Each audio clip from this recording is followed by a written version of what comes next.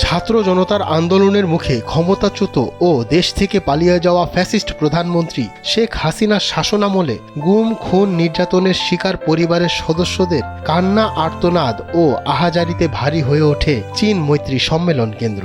ভুক্তভোগী পরিবারের সদস্যদের আহাজারিতে আবেগাপ্লুত হয়ে পড়েন বিএনপির চেয়ারম্যান তারেক রহমানও। বাবাকে দেখি না, বাবাকে জিনিস আমি বুঝি না। 17 জানুয়ারি মায়ের ডাক ও আমরা বিএনপি পরিবার আয়োজিত মতবিনিময়ে শোকাবহ ও আর্তনাদের পরিবেশ সৃষ্টি হয়।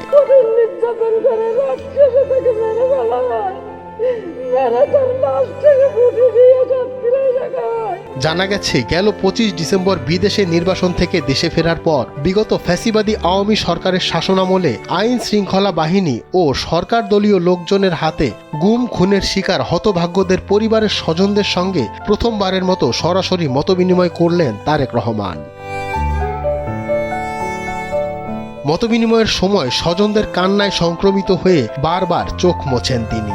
মঞ্চে বসে কাঁদতে দেখা যায় তাকে।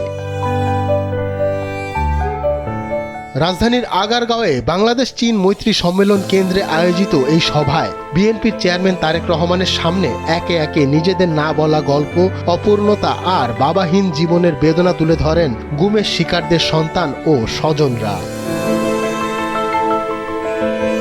ডেস্ক রিপোর্ট, সময়ের আলো।